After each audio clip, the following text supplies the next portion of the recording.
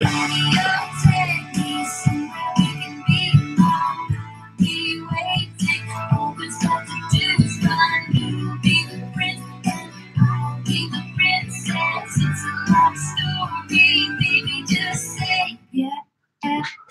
shoot. Oh, sorry. Oh, I left music on. Oh, this is really embarrassing. That's not Taylor Swift. That's not Taylor Swift. That was heavy metal, because I'm a bike guy and I listen to heavy metal. So that was not Taylor Swift. What is up, everybody? Mike here from Mr. Lost Bike Shop in Bellingham, Washington. First ever time doing this. It's a live stream for Mechanic Monday. So it's Mechanic Mondays live. It's kind of like if you watch a Disney show and it's like Rugrats on ice. Well, hey, it's Mechanic Mondays live. So yeah, so let's see. Can you guys hear me? Is everything going good? Somebody type in the chat. Yo, what's up, Peter from Australia? How's it going? Tell me if you can hear me. I think you can hear me. Yeah, okay. Earthball Rides, what's up? Okay, sweet. We're all good. Okay, we are live. So I wanted to start by saying this is the second time that I've done a live stream. I'm going to try to keep this one down to about an hour because today was pretty crazy and I am pretty tired. It took me like 4 hours alone just to send orders today through distributors to get parts back in stock from all the orders that we had come through the website last week. So I am definitely pretty sleepy. So let's try to stick it to an hour and let's get as many questions answered as possible. So since we are going to try to stick to about an hour, I'm not going to be able to answer every single question depending on how many people are watching.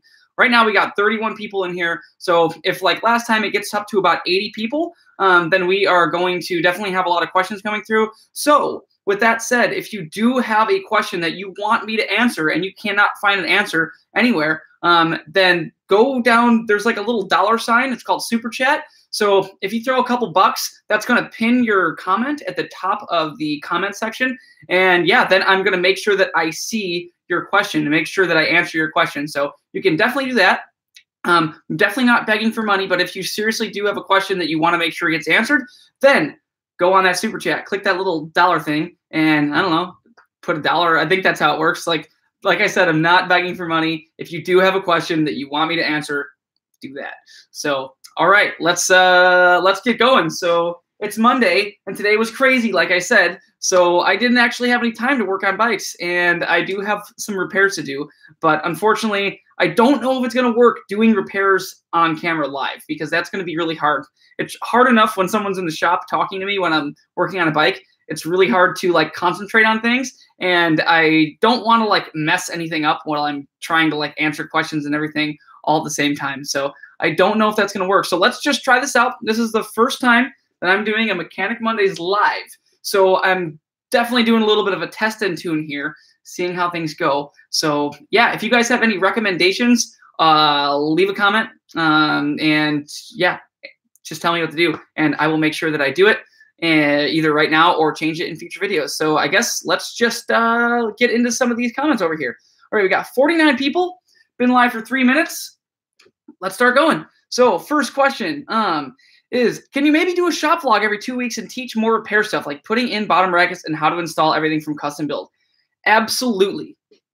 If you do me one thing and you somehow add time to every day, I would love to do that. I wish that I could put a video out every single day or every 2 days, but I do need more time. So as a mechanic, and all these tools are going to help me fix a bike, but they are not going to help me do anything with the space-time continuum and add more time to days. So if you can do that, I will have many more videos, which will be much more helpful. So yeah, maybe recommend me to some good YouTube channels that do tutorials on how to maybe enter a black hole. And if we can get into like a parallel universe that has maybe 48 hours a day, I could definitely get more videos out. All right, so yes, let's see. Who's got questions? Yeah. Oh, someone's been to all the streams. Cool. Rob from San Diego. Cool. We got people here from Australia, San Diego. Someone from the Philippines. That is so sweet. So that is something cool about mountain biking and mountain biking. And not only mountain biking as a sport, but also mountain bikers in general, is that there are people all around the world that join this because we all have one thing in common, and that's bicycles. Because bikes are fun. And I swear by that. Bikes are very fun. So let's see. Okay, cool. first tech question that we got. Do you know if the SPG on transition bikes has been updated from the 2018 models to the 2019? What do you mean by that? I know that they both do obviously still have the SPG geometry, but I have not gone into like the fine details of head tube angles and things like that. I'm sure it is very similar. I do see many transitions around here, since transition is actually only like 3 blocks away. So if you guys ever order anything from like Anvil, oh, check it out. So if you guys ever go to my website and order anything from Anvil Components, like these sweet pedals, these are from Anvil. These are the Transition Blue. These things are sweet. They're called the Tilts. If you ever order anything from Anvil, it's actually made by Transition, and they're right down the street. So anytime I have an order, I just go pick them up, so I don't have to have a whole bunch of stock in the shop, which is pretty cool. So yeah, let's see. Let's see. All right, move back up. But yeah, I think they are very similar from 2018 to 2019. At least similar enough where you're not going to really be able to tell a gigantic difference. Oh, someone's here from the UK. Welcome. Yes, Lucas Dudley, I did figure out super chats. You should be able to go on the bottom and click that little $sign, and you should be able to do a little super chat. Throw me a couple bucks, and I will definitely answer your question, because there's going to be a lot here. So let's see. I'm from a weird town in Washington. That's funny. Easiest way to align calipers when squeezing and holding the lever doesn't work. Doing it by eye. So this is a question from Thunderstruck Coach, who has purchased some stuff for me on our website. Thank you very much. So the best way for me, or my favorite way to adjust brakes, and I always want to start by saying that there are a million different ways to work on bikes, work on cars, work on computers. There's all sorts of different ways to fix things. These are all just my preferred ways. So if you have heard something different from somebody else that is a mechanic that's been doing it for a super long time, then it probably works. But these are just the ways that I found it to work best for me. So if you can't get the brake caliper to align when squeezing it and then tightening it, that's actually a very common thing. I actually barely ever do this. Generally, it's because when you tighten the bolt, even though it's got a washer on it, it still does either kind of like cock the caliper sideways, or just does something weird to the brake, and it doesn't actually line up flat how you'd like to. So what I do is I grab a piece of white paper. I'll put it on the ground so that it's like in my sight line, so I can look down in the caliper and look between the brake pads. And I take white paper because then you'll be able to see like light reflecting off of it. That way you can see the gap in between the brake pads, and that way you can just adjust it by hand. And then when you kind of do that, you just like slowly tighten the bolts. And as you're doing it, just go top to bottom, just little by little, so it's not like moving it weird. So depending on the make and model of brake that you have, there's going to be less clearance between the brake pad and the rotor, depending on the rotor and caliper setup that you have. So that's my preferred way to do it. All right, let's see. Robert McKay, the Kashima coating on my Fox fork has small worn off of it. Does not seem to affect the performance of my fork. Is it something that I should repair if it's not causing dirt behind the seals? That's a good question. So if you have Kashima coated uppers, generally they're about $250. So it's not like you're just walking down the street and you just, find $250 on the ground. So it's definitely, expensive enough to the point where it's worth contemplating if you want to change it or not. Install new uppers so that you don't risk getting dirt or anything. So honestly, there's two things. There's dirt getting into the fork, and then there's oil getting out of the fork. So I would generally watch and see if you have any oil coming out of the seals, the dust wipers on the bottom of the fork. That is definitely going to be a surefire way to know if you are doing harm or causing harm to your fork. So keep an eye on it. If it's not bothering you, the only thing that it's really going to do damage to is the uppers. So I wouldn't really worry about it like damaging anything beyond that. If it is on your damper side, and let's say you have an older Fox fork that has an open bath cartridge and not a sealed cartridge damper, then you could risk getting dirt in the cartridge. So that's one thing that could happen. So just keep an eye on it. Service your fork about twice as much as you would service your fork if you didn't have wear and tear on your stanchions. I would say that. All right. So again, I just wanted to say the super chat down there, got a bunch of questions coming through. If you want to make sure that it gets answered, you can click that super chat and your question will get stuck at the top of the chat, and I will definitely 100% answer it. So let's see. Brian Vaughn asks, how are crank arms measured? Any concerns about going from 175 to 170? That's a really good question. And honestly, the concern for me would be going from 170 to 175. So 170s are going to be pretty much my recommended crank arm length for any modern bike. As you've noticed over the years, you've heard this term. You're not going to hear it here first. Long, low, and slack. So long reach, slack head tube angle, and low bottom bracket. So that's what that means when you hear that. So it's said all over the place, but nobody ever really tells you what long, low, and slack means. They're just like, here's the new bike. Longer, lower, slacker. $20,000, buy it. So that's what that means. So when the bikes get lower, your bottom bracket is just going to get increasingly lower. So what I've noticed is that most people complain about pedal strikes. And if you do get a large or an extra large bike, generally that bike size will come with a 175 millimeter crank arm, where generally smaller bikes tend to come with 170s. It really depends on the brand, but that's what I've noticed. So the main thing about having a bike that's lower is that your bottom bracket is lower to the ground, less clearance. So every time you pedal, your pedal is going to be closer to the ground. So let's say here's the ground, your pedal's coming past it. You got a 175, you're this close to the ground, and then here comes a root, boom, smack it.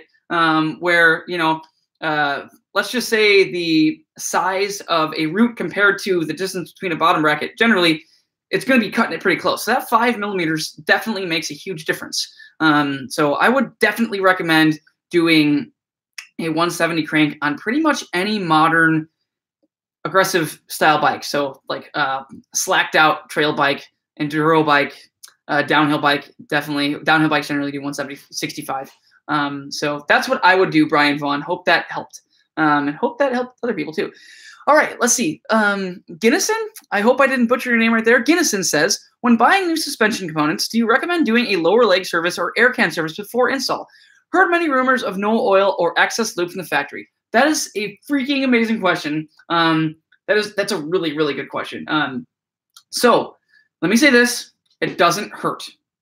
If something ever happens and you get a fork that doesn't have oil in it for some reason, or they don't ever come with no oil. I have seen sometimes, depending on, and it's not just Fox or RockShox or DVO, the factories where these things are made, they pump a whole bunch of it out, because look how many mountain bikers we got. We got 78 people live right now, and that is on my channel, which only has like less than 8,000 subscribers, and it's a Monday night. So just take a guess how many mountain bikers are out there. They got to make a ton of forks, like thousands and thousands and thousands of forks. So every once in a while, there's going to be a fork or a shock that doesn't get like a super thick coating of grease on the inside of the seals, or 100% the perfect amount of oil. Generally, the oil is always good. I've always noticed it's not enough grease packed into the lip of the seals or the lip of the dust wipers. So that's what I would recommend doing. And here's my gist of the story: is it doesn't hurt. It doesn't hurt to crack it open, pack the seals with some fresh slick oleum, this stuff. So if you guys ever need, here, I'm going to put a link. This is super good stuff to have if you guys ever are working on suspension. Slick oleum is seriously quite amazing. So it's what you're going to use in pretty much any suspension product.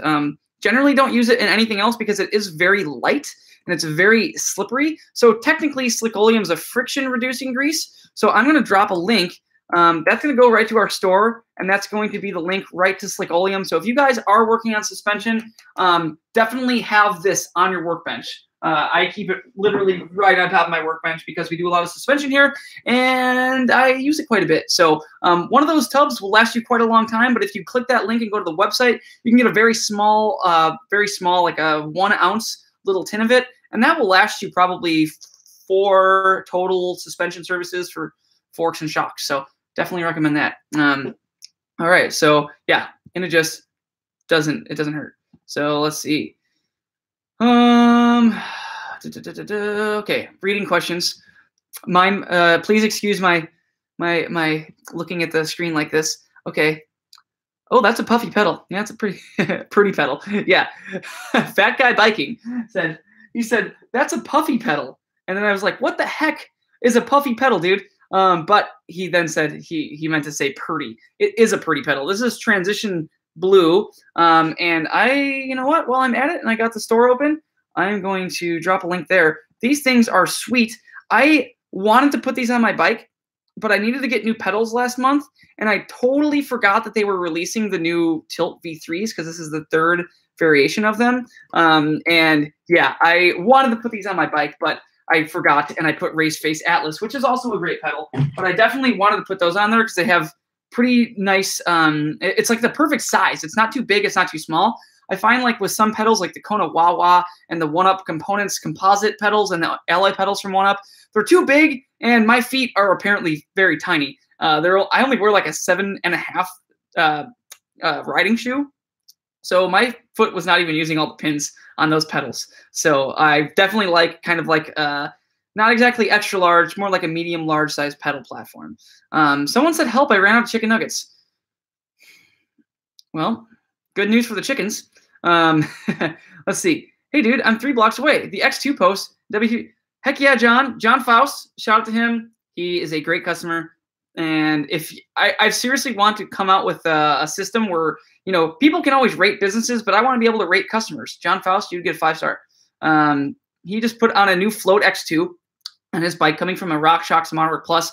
The Monarch Plus has been a pretty, I wouldn't say faulty, but very inconsistent shock. If you do have a RockShox Monarch Plus on your bike, I would definitely recommend, you know, next time that you need it fully rebuilt, which costs about $150, give or take, you could definitely put that money towards a new shock, and you'll be much happier. So let's see.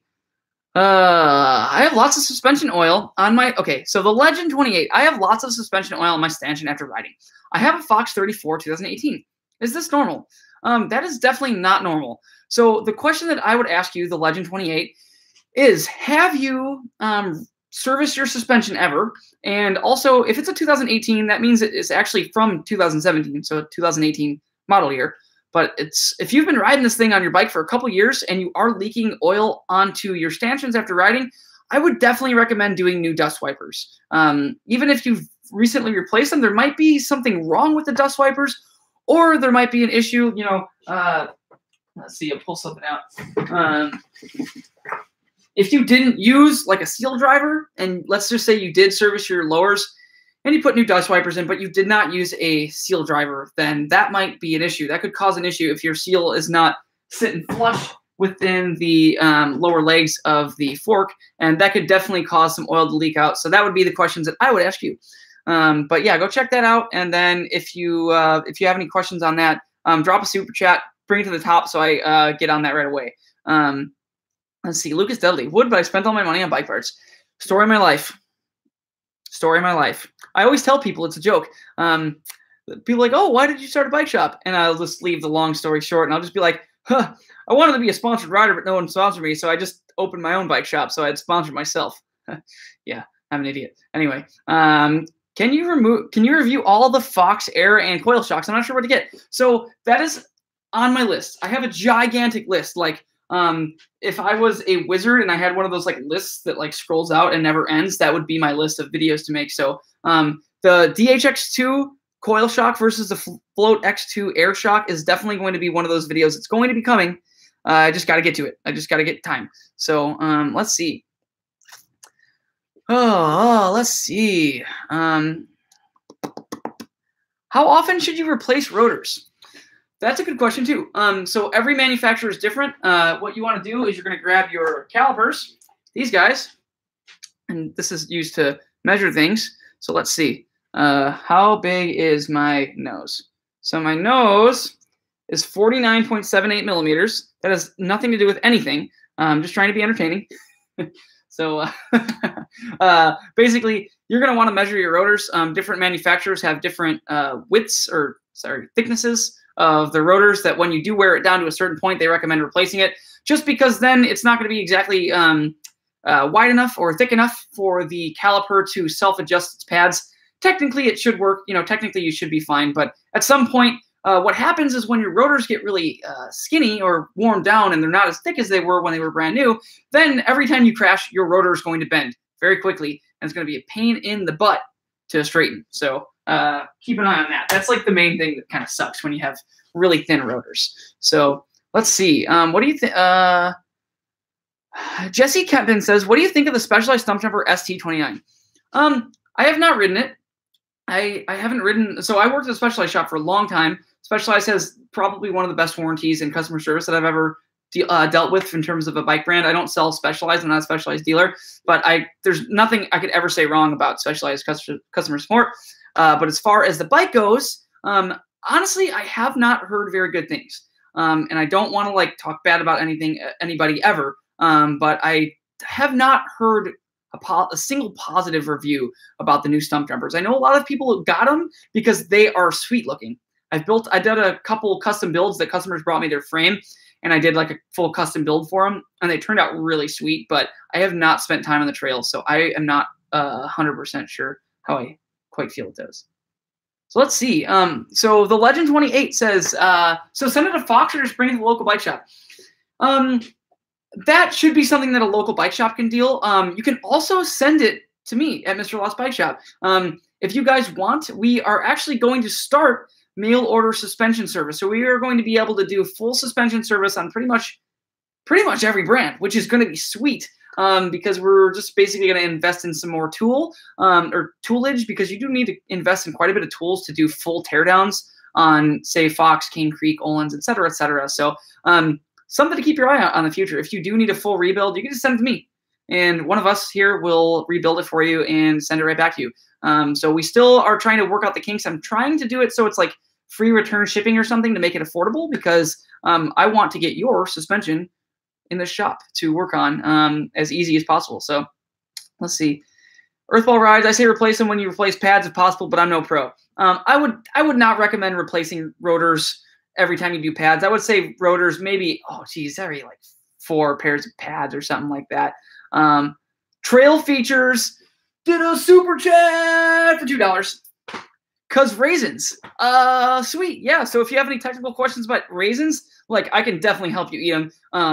If you do a big super chat, like a $5,000 super chat, I will actually come to your house and eat raisins with you. So Trail Features, you got to up that by $4,998, and I'll be at your door eating raisins to you. Let's see. Okay, there's a lot of questions over here. If you want something answered right away, do that. Click that little $sign. Seriously, I'm not begging, but if you do want me to answer your question, make sure you do that so I don't miss it. Because it's lining up over here. So I want to help everybody as much as I can. So Jake Pettingill, hopefully I didn't butcher that. I'm gonna make a shirt that says, hopefully I didn't butcher your name. I can't get a fat tire to inflate. The previous tires were glued to the rim, and I had to rip them off. Do I need to glue them? I use an air shot, and it doesn't have enough force to seat the bead. Oh man, that sucks. I have had experience with a tire like literally gluing itself to the rim, and that has been only with plus size tires. The tires are so big, and it just holds so much air. For some reason, it likes to get stuck around tape. So, that sucks. Oh man, how did I get that tire off? I used like 2 C-clamps that I used to push the pistons back in on my car when I do brake pads. So I had to like push it together and then have like 3 people hold it and rip it off. So that was pretty gnarly. That was about as gnarly as it gets in terms of the repair shop. So that took hours. So basically, yeah, if you can't get the fat tire to inflate, basically, yeah, I would get, here, let me grab something real quick. These things are awesome to have at home. It looks just like a gigantic pump, but actually what happens is, so I don't know if you can see it, but basically it's got charge and inflate. So if you put it to the charge mode, you can pump this sucker up to 160 PSI. And then when you get it fully filled, when you get this cartridge fully filled, then you just go like this and you'll hear just blows 160 PSI straight in the tire. This is by Toe Peak. I should have these on the website soon, but we're still rebuilding it. So these things are sick, seriously. If there's like one thing that you're going to have in your car all the time, and it's just also useful at home if you don't have an air compressor, it'd be this guy. I would hate to be on a trip like going to Whistler or something and not have this in my van with me, because it's definitely a huge possibility of ripping your tire off or getting a flat and then putting a tubeless tire on and not being able to get it with a regular floor pump. So those things are badass. Definitely recommend. But yeah, if you got a fat bike, get an air compressor, 100%. That is my number one tip. The bigger the tire, the more you want an air compressor. So Nicholas Mahalik said, what was your first mountain bike and how old were you? Geez, first mountain bike was from Kmart. It was a beautiful Magna. I don't remember. It was probably like the Magna Thunderstruck or Thunderdome or something like that. It was a horrible bike, but I was like 13 or something like that. So I just like rode it in my like backyard and stuff. But it was a Christmas Christmas present for my parents when I was a kid. So that was a good thing. Got me on a mountain bike. Sergeant Beavis said 115 said, how often do you service your dropper? It depends. Every brand is different. So what I typically do for a dropper, so like I use a Fox transfer post, and it's like the most popular transfer post, or the most popular dropper post that I ever really sell. And I have not really seen many people actually need to service those. Even the ones that are like 2 years old, they work pretty much the same way they did when they were brand new. So that's why I really recommend like Fox products, Fox transfer posts especially. I've had mine for over a year. I haven't had to service it. It feels pretty much like the first day that I put it on. And yeah, if you have like a KS Lev, so let's say you have a KS Lev, a specialized command post, et cetera, et cetera. It's really nice to take those things apart maybe every couple months, maybe like 2 to 4 times a year, depending on the environment you're in. So, and this goes for anything, you're going to want to service your suspension more if you live in a place like Bellingham or the UK where it's raining all the time. But if you live in California, it's dry and you're literally just wiping dust off of your stanchions and keeping them clean, you can get a little bit longer life out of your suspension without having to service it all the time. So that's kind of a guideline. So it just depends on how muddy it is and stuff. So let's see. Mine's short, high, and sharp. I don't know what that means. I have to do homework. See ya later, Win. I'm running 165 millimeter cranks on my AC4 zigzag mountain bike set. That's a good call. I've had a lot of people running 165s on their short bikes or long travel bikes that have a short bottom bracket. So definitely recommend those. Let's see. If you could have a bike that takes a 27.5, okay, so Charles Tilson says, if you have a bike that can take a 27.5 by 2.6 tire, could a 29 by 2.3 be installed on it? I don't want to say yes. I do not want to say yes, Charles. That would be something that that you would kind of have to experiment with. So I have seen some Fox forks and some RockShox forks, depending on the year, and model and everything, fit a bigger wheel. So I would find a friend that has a wheel that will fit like the same spacing, like boost or non-boost. Put it in your bike. It should be pretty easy to find a 29-inch wheel. Technically, a 2.6 is still like a regular size and not like a 27.5 plus. But with that said, companies are having increasing distance between the crown and the tire. So it's worth a shot to try. Thomas Fenton. Fenlon. Okay, MRP ramp cartridge, yes or no, for a 2019 Stump Jumper Cop? It depends. Do you want more adjustability, Thomas? Do you want more adjustability? Do you feel like you could really benefit from having adjustable progression? Like, that's the questions that I would ask you. When you have a fork like the Grip 2, for example, there are so many adjustments. Today's video is sponsored by water. If you have a Grip 2 or a fork like that has a ton of adjustments, once you add a MRP ramp control, then you're just going to have even more adjustments. So if you are very familiar with the setup of your fork and you feel very good about it and you feel like you have it feeling as good as you possibly can, but all you can do is improve from there, then I would definitely do a ramp control. Those things are pretty sweet. I don't have them on the website yet. That is something, it's literally in a tab up here on my computer on our to-do list to add to the website. So I just sold one of those today to Dan in Virginia. I just sent him an invoice. So if at any point you guys need any parts that are not on the website, seriously, just drop a comment, say something in this live chat, and just basically tell me what you want and what your email is. I can invoice you an email. I can get, we're a dealer for pretty much every brand. So yeah. All right, let's see. Jerome Joanino, have any Ragley frames in stock? New Year's. Ragley frames are going to be available within the next 2 months, hopefully within the next couple weeks. But basically, yeah. So basically, they kind of like did some changing up in their company, and they basically just took a little bit of time. They're switching up when they're releasing frames. They're going to start releasing frames towards the beginning of the year rather than in spring when everybody else does, to kind of change things up. So yeah, keep an eye out. Jerome, if you're not on our mailing list, go to the website, mrlost.com, join the newsletter. We will send an email out to everybody as soon as Ragley frames come in. Okay. Tim with an H. Time? Let's see. You can yell at me if I mess that up. You're allowed. First off, good job on vids. Question for someone who sets it, forgets it. What is the difference of Fox Factory versus Performance Elite? Okay, Tim. So Factory versus Performance is very easy. Factory has the factory Kashima coating. Performance Series Elite or any Performance fork from Fox has the black stanchion coating. And the big thing, does it make a difference? It's about $60 more for a Kashima coating. Technically, if you do put it on a dyno, like a suspension dyno, it is going to be a little bit more resistant to wear, or it's going to be a little less sticky. Basically, it is going to slide a little bit smoother. If you want the absolute best suspension when you're building the bike, it's definitely worth $65, in my opinion. Also, it's a really hard it's a really hard material that's coating on the fork, and technically, it is also a little bit more resistant to wear. Is it worth it? It's really up to you. It's totally your call. You know, if you're it's one of those things you go on the forum, people are gonna rip you a new one. They're gonna be like, "You're stupid if you buy Kashima." I don't think that's the case, but that's forums for you. Go in like anything. When I'm like looking up stuff for my Subaru or something, I go on a forum. Everyone hates on everything. It's like, you know, take all that stuff with a grain of salt. But that's my opinion. You know, it's technically better. Will you notice? Maybe not. But yeah, let's see. You should look into Pedaling Innovations pedals. They're awesome. I have not heard of that, Steven. Luke Fox says, where are you at? Luke Fox. Oh, my rear suspension loses air really fast. I pumped it up to 150 PSI, and it was down to 90 after a week. Do I need to get it rebuilt, or is that normal? I don't know anything about suspension. Let's see. All right.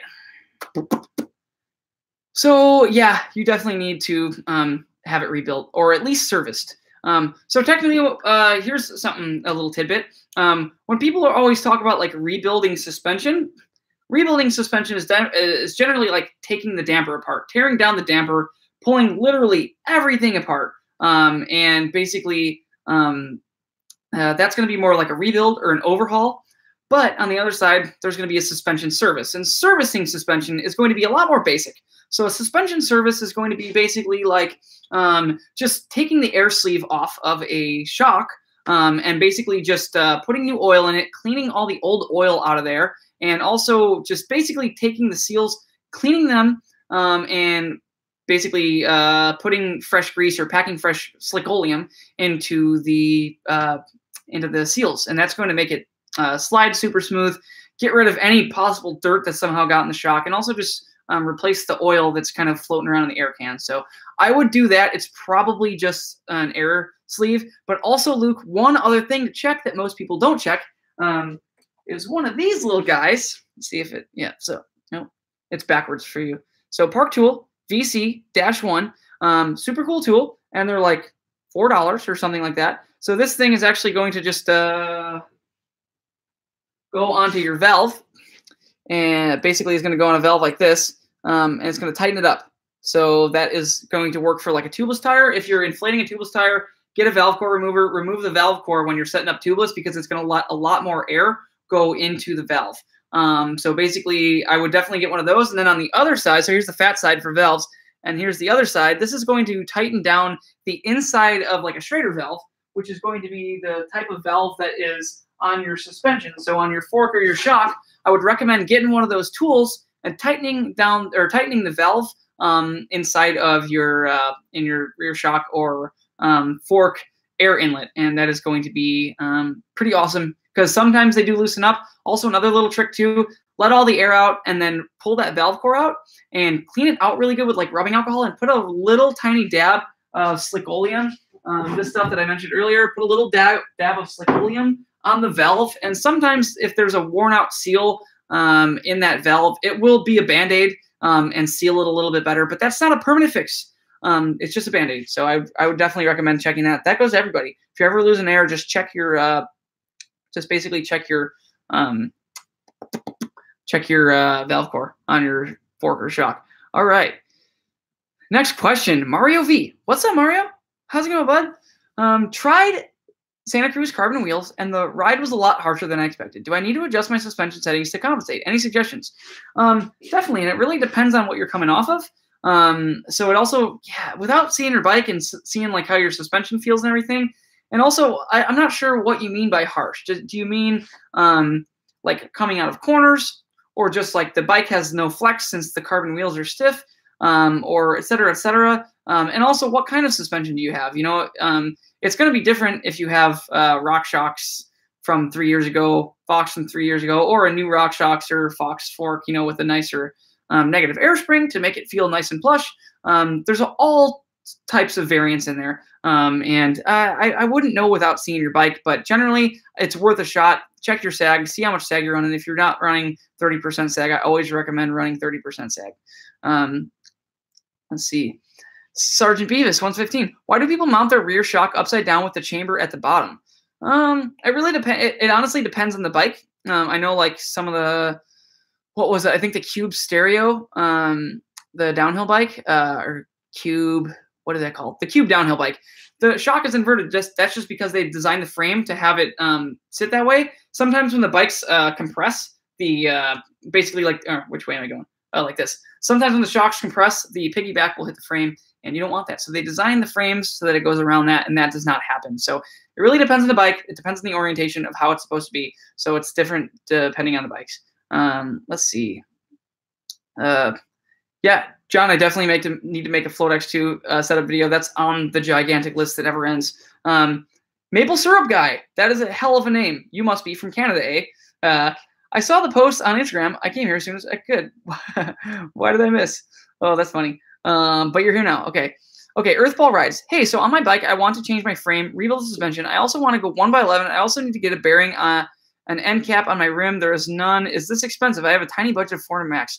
That is a small budget for all that you are trying to do. If you're trying to do 1x11, change your frame, rebuild your suspension for 400 bucks max, you could possibly do it with a very, very, very cheap used frame. That's going to be hard. 1x11, you could possibly get used on like eBay, or find someone that's got one used around town, like a old Shimano, or not old, but a couple-year-old Shimano 1x11 drivetrain. And rebuilding your suspension, you can get all the seals to rebuild suspension, you know, for probably under 50 bucks if you rebuild it yourself. But if you're doing a full rebuild, it's probably something that you can't do yourself. So it depends on what kind of suspension you have. Okay, here's a good question, everybody. I'm going to get a sip of water for this one. All right, this one has to do with a reverb. Oh, God. Reverbs. The worst thing, the worst product for mountain bikes. Alejandro asked, my Reverb Stealth failed twice within 4 months after rebuild. Any possible causes? Well, the cause is from it being a reverb. That is honestly what's wrong with it. Reverbs are super overcomplicated. There are like a million little seals in those things. They're a pain in the butt to rebuild. I'm going to drop a link. The link that I just posted is to our web store. It's to the One-Up Components dropper post. That is the solution to your problems. Seriously, don't put any more money into your reverb. It generally costs between like 90 and 150, depending on what you need replaced and labor. And basically, it's not worth it, because that dropper post from One-Up is only 200 bucks. So 200 bucks for a brand new dropper post that's going to be easily serviced, that you can service yourself too. And it's also going to be more reliable. So take your reverb, take it in your hand, and go to like a landfill. And just go and throw it and watch it go, and then salute it and be like, okay, thanks, good riddance. And then take your One-Up dropper post, cradle it in your arms, go home, install it on your bike, and you will be good to go, and you'll be a happy camper. All right. Jesse Kempen says, what is the best drivetrain for affordable price?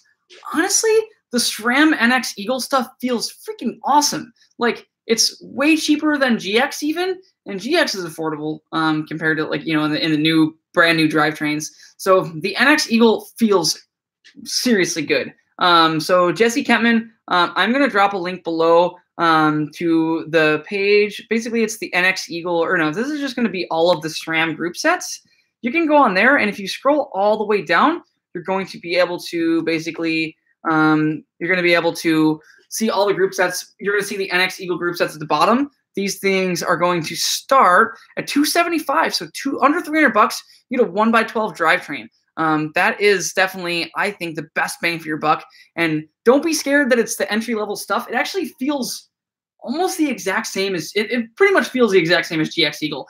The only thing is that, like, the build quality is a little bit, it's obviously a little bit cheaper to keep the price down. It's not machined as nicely. It's not as light. It's very comparable in weight. Nothing that you'd probably notice, but that is probably my favorite, my best bang for your buck drivetrain. Let's see. Yeah, Brian Vaughn never replaces rotors on his old bike for 5 years. That is very common. Most people don't ever have to replace their rotors. All right, Charles Tilson. I have a 2017 Giant Trans 27.5. It can take. Oh no, did we already see that? He must have just asked. He must have just asked twice. Where's my phone? Someone just messaged me. Oh, never mind. Just a friend. I'll contact them later. Let's see. Do you have any review on Manitou Machete Boost Fork? I don't have any. I don't really have. I've never really ridden one of those, and I really don't ever sell those. So Marlo, I don't have a good review on the Machete. Manitou forks work pretty good. Honestly, they're pretty cheap, which is nice, but I've heard good things. I've only installed one on a fat bike, and it felt okay. We actually did have to service that one right out of the box because it felt super sticky. But that's the only time that I've ever heard anything about it or seen anything about them. Only time I've ever had one in my hand. So let's see. Kieran Maben, are you still selling Ragley frame? Yeah, so we definitely are selling Ragley frames. I was telling someone before. Oh yeah, they saw that I answered their question. Okay. Stu Billet, tap water or reverse osmosis water? This water is reverse osmosis water, filtered, and it's also what is that? It's like deionized and double carbon filtered. So this is that good stuff. There's a lot of gnarly stuff in tap water. So if you like riding your bike and doing physical activities, take care of your body. Drink good water, eat good food. Let's see.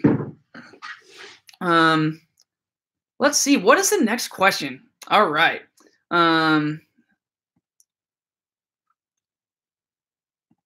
Let's see. Okay, I'm just catching up. I'm just reading here on the side. So, hey, 75 people. We've been going for 42 minutes. Just want to remind you, if you do need something answered desperately, I'm going to have to cut this thing off at an hour because I'm tired and I've been working since 6:30 in the morning, and I just need to take a break. I need to go lay down. Too many bike parts going through my brain. Nothing goes in one ear and out the other. It all just goes straight into my brain. So I need to go. I need to go relax for the day. But let's see. Okay, what's the name of the solution you use to clean the fork stanchions? Oh, that stuff. Fork Boost. Where'd it go? Yeah, this is the old bottle, but this stuff's sweet. Fork Boost. You'll see I have a video about it on the YouTube channel. I'll drop a link below if anybody wants any of this stuff. It's literally been like the best-selling thing that we have had recently. I think I probably sold, almost like 50 bottles in the past like 2 weeks or so. And I promise you, every single person that has bought Fork Boost has reported back to me and said that they love it. But stuff does work. You'll see people in the comments because YouTube is part forum. So bring on the haters. People like to hate on things like this. But I don't know. Tons of companies make things for your fork, and everyone's like, "Oh, but your fork is lubricated from the inside, dude. You don't need that. That's stupid. And you're an idiot." Well. But when given the chance, you would want a seal to be lubricated from both sides. The only reason that it's lubricated from the inside and not the outside is because the stanchions are on the outside of the fork. So whatever you can do to clean out the dust wipers on your fork and keep your rubber conditioned on your fork seals so that they don't dry out and crack, the Fork Boost stuff is seriously awesome. That's the old bottle. If you click that link that I just dropped in the comments, you can order a bottle of that stuff. And yeah, under $20 shipped to your door. That bottle for just like one person will last a super long time. So I'd highly recommend it. It works really good. I'm planning a trip to go up to Whistler Performance Lubes in Whistler and do a little interview with them. I would like to learn more about kind of how it's made, all their products too. Like So like here's their chain lube. I use all the WPL stuff because it is biodegradable and non-toxic. So a lot of times what happens is people don't like to generally like pay attention to the health of their body when it comes to like touching fluids and stuff. So it's not good. It's seriously not good to get like gnarly chemicals on your skin when you're working on your bike. Your skin is like a sponge, and like everything you touch, if you touch like dot fluid, mineral oil, or fork oil or anything like that, it actually will soak into your bloodstream. I think it's like in under a minute. So that's not good. So anything that's friendly to use, and I don't have to use gloves to make it faster while I'm working on it, that's awesome. So anything that's non-toxic is seriously sweet. I'd highly recommend any product and anything that you do, biodegradable, non-toxic, good for the earth, good for us, because the earth is the only reason we have mountain biking. If we didn't have a happy earth, then we would not be able to mountain bike. Quade Griffin says, "Hey Mike, how are you? So happy I could catch the live stream. I can't stay long as I have school tomorrow. It's 9:40 here in New York. Can you give me an update on what's happening in the stream?"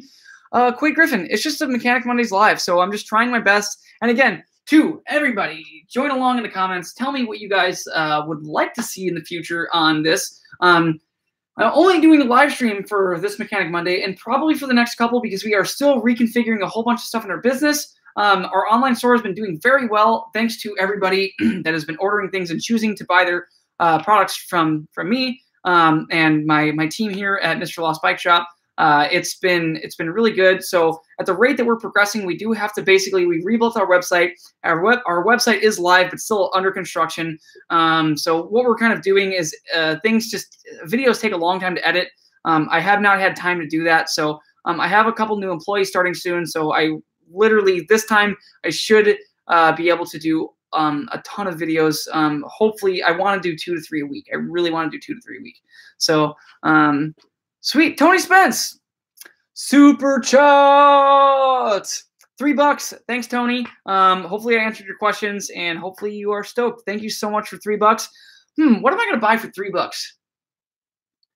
I could go into my college fund because maybe one day I'll go to college when I grow up. But oh shoot, I'm already grown up. Okay, I'll probably just buy like a muffin. So let's see. Let's see. Okay, let's go back to the questions. Okay, Stu Billet, if I scratch my carbon bars, should I consider getting new ones? Every time I ride now, I think they're gonna break. I would not worry. Okay, take this with a grain of salt because I can't see your bars in front of me. But if your bars are just scratched, you're fine. Totally fine. There's paint on your bars. There's a clear coat on your bars. So if the paint is just scratched, then you're fine. So, excuse me. Basically, yeah. I mean, what I would say if you got carbon bars, you take a super hard crash, and you hear a noise like something happened. You can hear splintering or something. Replace your bars, no matter what. Just get new ones. It would suck if your bars broke. It would suck. I have never broken any, and my bars are actually pretty messed up. My carbon bars have race face 6Cs.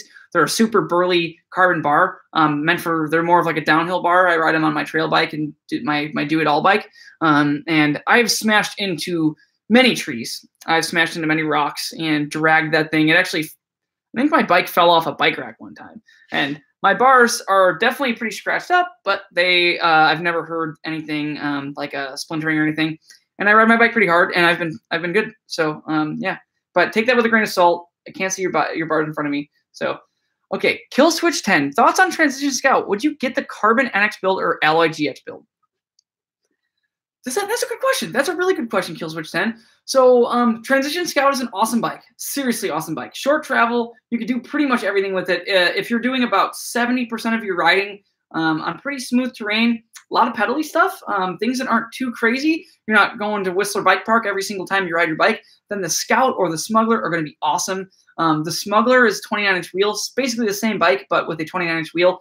And it's going to actually be more real-life friendly. It's going to be 29-inch wheel is going to have higher rollover. You're going to roll over things easier. The bike's going to be faster. It's going to carry speed faster, pedal more efficient.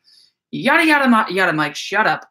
Basically, but if given the chance, I would get a Scout. I like smaller wheels. It's just a little bit more fun to flick around, I think. But 29ers are definitely faster. So depending on what your cup of tea is. But would I get the Carbon NX build or an Alloy GX build?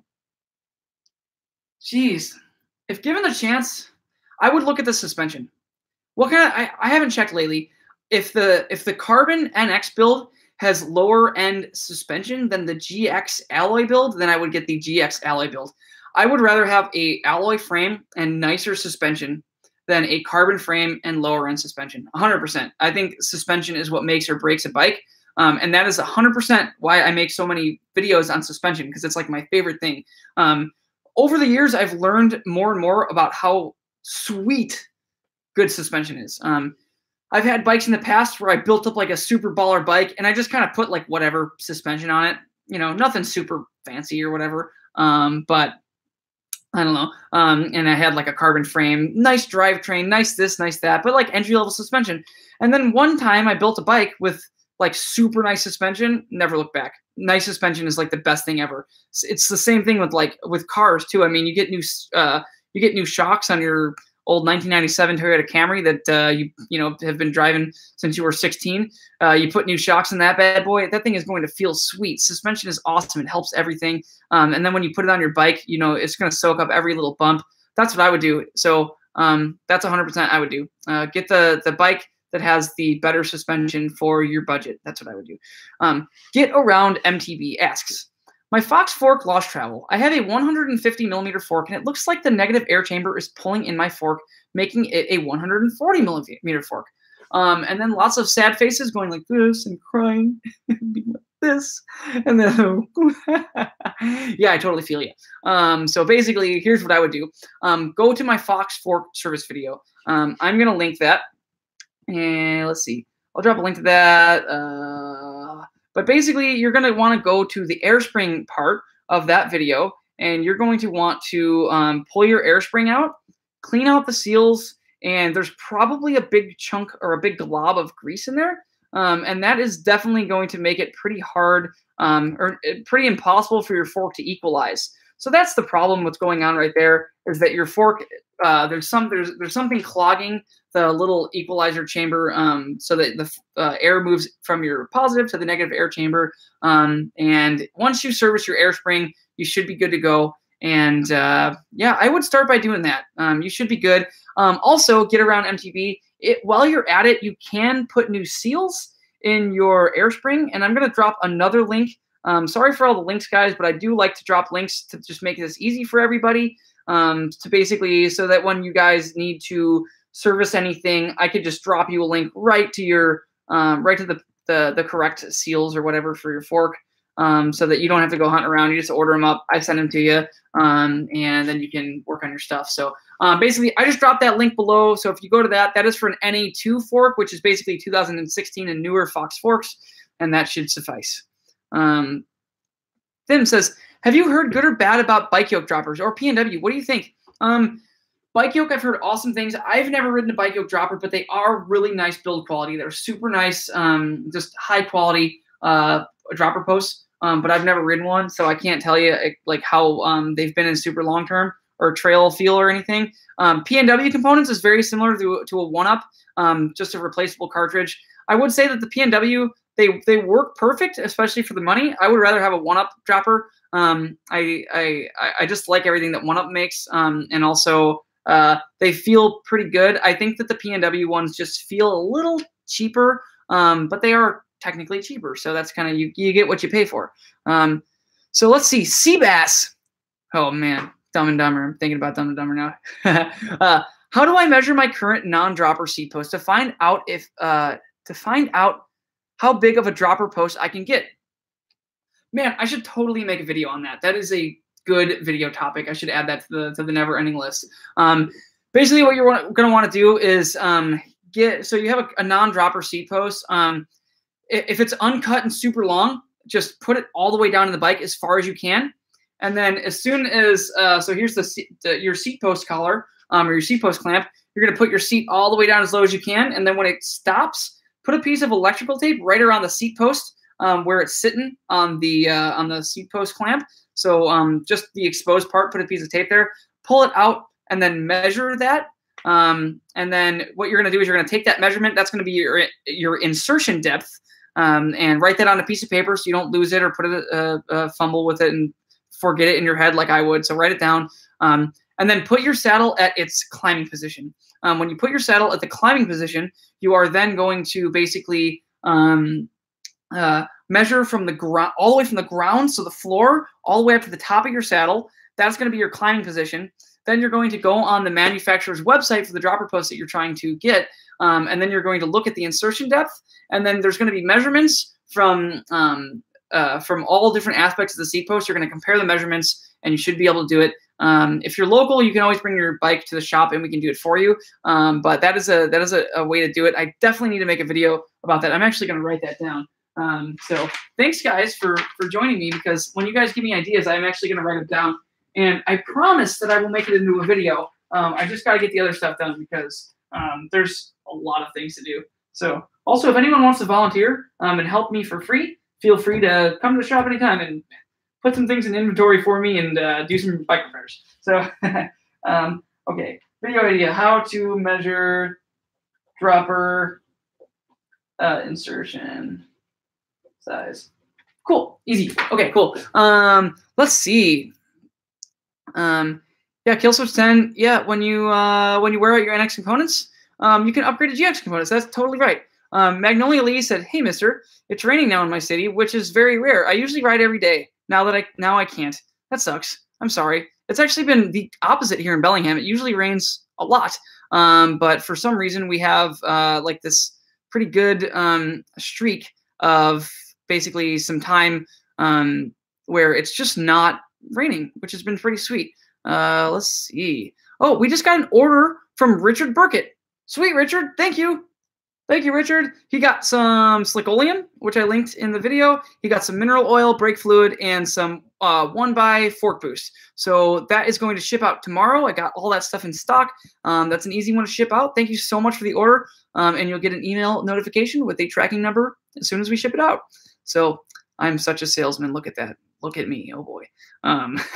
And Richard, if you need any other parts that you don't see on the website, just shoot me an email. I can add them to your order easily. And then Magnolia Lee said, oh, wait. We got more. 200 miles? What service should I do? I did suspension service last tune-up 200 miles ago. Every 200 miles, I would check your chain. So every 200 miles, every couple hundred miles, I would check your chain. I use this KMC digital chain checker. This thing is sweet. So basically, here's how you use this. You do this, and then you click 0, and then you put it in your chain, and it'll extend, and it'll tell you how many millimeters your chain is worn out. So that's pretty cool, but you can get a really cheap chain checker from Park Tool, and yeah, it's pretty sweet. It's pretty easy to use. Drop it in your chain, and then you are going to know how worn out your chain is. That's my main thing for 200 miles. So it really depends on what kind of miles you're putting in. Is it cross country? Is it downhill? Is it kind of a mix of everything? So really, I would just I would take that into consideration. So I guess the average mile is generally or average ride for me is probably between 5 and 10 miles or whatever. So that's a decent amount of riding. So yeah, I would do a suspension service. And also, if you did not replace your seals last time you serviced your suspension 200 miles ago, Alejandro, then I would do new dust wipers for your fork and your shock. Jesse Kemp said, what is the best trail bike? Man, I can't even answer that. There's so many good bikes. I would be talking here for hours. Nick Orr said, 1UP or Fox transfer dropper. If you have the money, if you have the funds available, and you want the best feeling, best possible dropper post, then I would 100% go with the Fox Transfer. The Fox Transfer dropper post is going to be it just feels extremely nice. It feels like someone that really knows what they're doing made that seat post.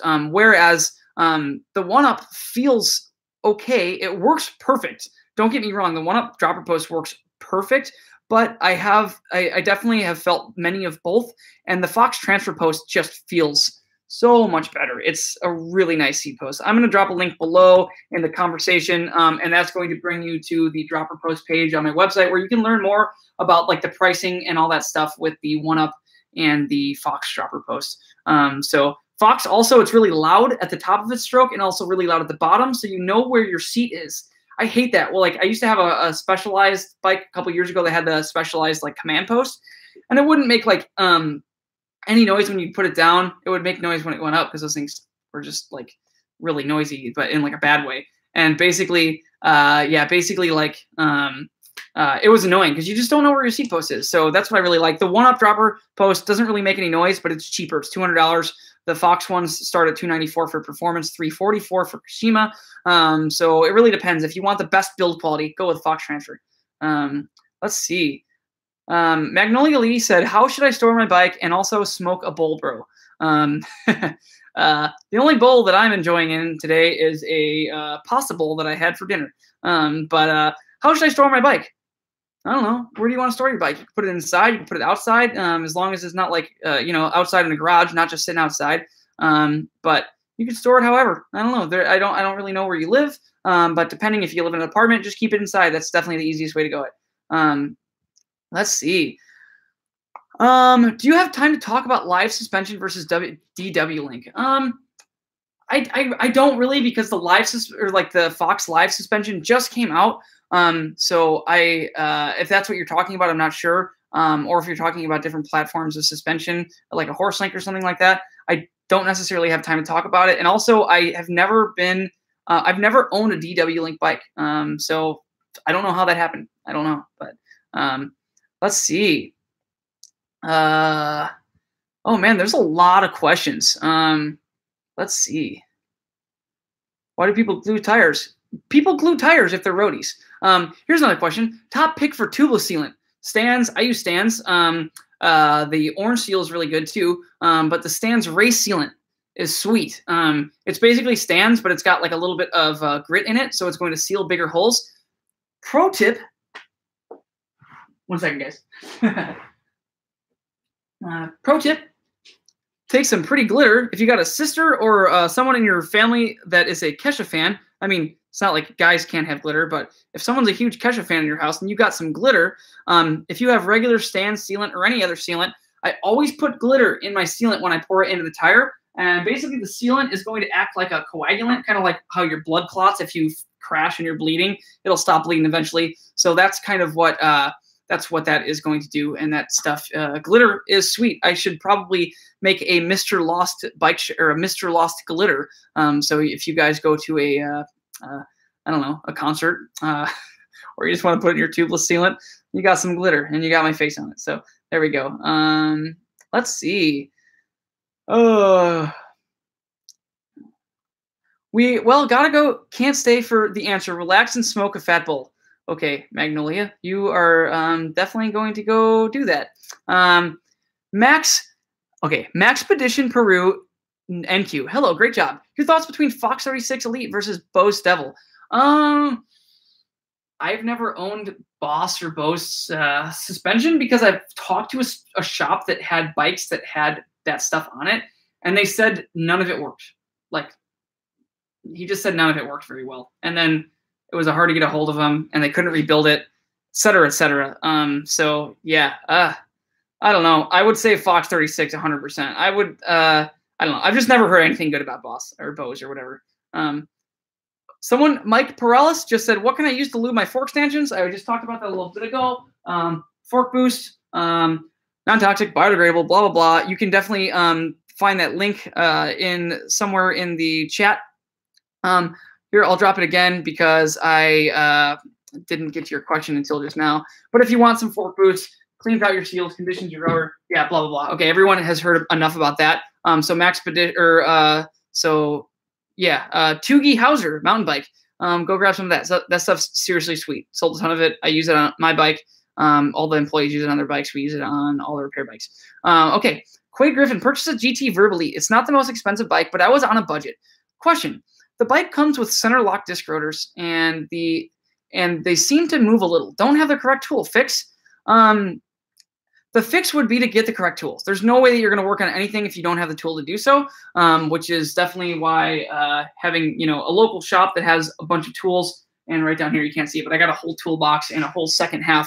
Here's basically the whole tool wall. I got tons of tools in here. And then next week I'm going to be basically taking this corner and rebuilding this whole side of the shop is going to be a second bench. So we're going to have a bench that goes around that corner and then all the way over here to this door. And we're going to put a sink in that new bench. And basically we're going to be able to service suspension easier with a sink and like a whole setup that's more proper for working on suspension. So get the right tool, definitely the right tool. You got to do that. So let's see, Stu, thanks for answering my question. Heck yeah, man, anytime. Mr. Manny, lower leg service, the same between Revelation and a Pike. Thanks. It's about the same. Mr. Manny, keep an eye on the YouTube channel. I'm hoping that Mechanic Monday next week actually has a new video. Let's see. I got a RockShox Lyric down there that I'm going to service, and I've already got most of it all ready to go to record it and everything, and everything written out for that one. So I should have a video on how to service a Lyric. Literally, it's about this 99% the same between a Pike/Lyric and a Fox 36. There's a couple differences between the crush washers getting stuck, which I have some little pro tips for, and also the air spring has a different type of spring clip that holds the air spring in. And in my opinion, it is much more annoying to work on a RockShox fork than a Fox fork. But you'll see in that video next week why I say that. It's just they're just a little bit more of a pain in the butt. Let's see, Tyler Golly. I have an interview for my local bike shop this week. Stoked. You. Sweet. Got to get on your level, man. Yeah, dude. Keep it up. Get a job at a shop. And it's awesome. Like the stuff that you can learn at the shop, it's cool because things that you learn at the bike shop don't only apply to just like bikes. It pretty much applies, or you pretty much learn a whole lot about like just like everything. Like you learn patience, you learn customer service, you learn keeping a smile on your face, you learn being nice to people, you learn how to sell, you learn how to service, you learn how to work with people. It's a really cool thing. And also generally employees that you or your coworkers at bike shops are always pretty cool cats. So you should have fun with that. Hopefully you get the job. Parker Overby, I'm pretty sure there is no Carbon Scout for 2019. I think that's correct. I think there's only a Carbon Smuggler. I think you are correct. Jennifer Adlaka, what's a good 26-inch bike for under $2,500? Jennifer, do you mean a dirt jumper or do you mean a let's see, or do you mean a 26-inch full suspension bike? Because there's not really any 26-inch full suspension bikes anymore. Let's see.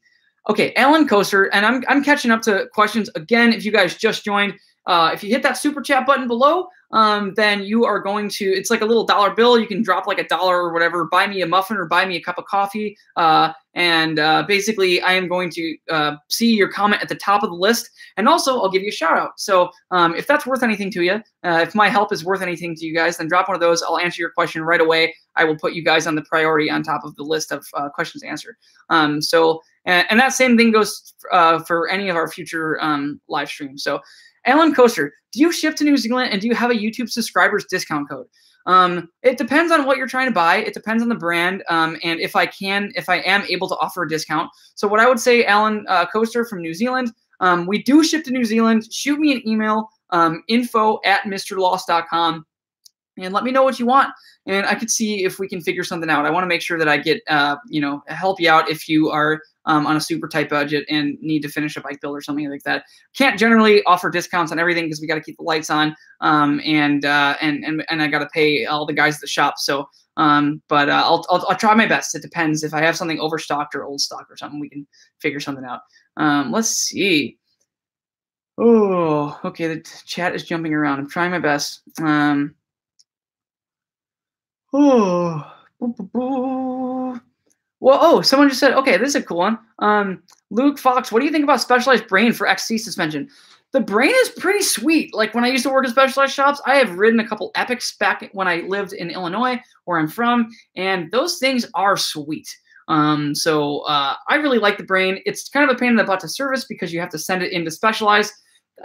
So servicing the Specialized Brain is pretty crazy, seriously. They have like a big gigantic bucket, like a big drain pan of oil, and they service the whole assembly underneath oil, which is, I've never seen it be done, but that's what they said that they do.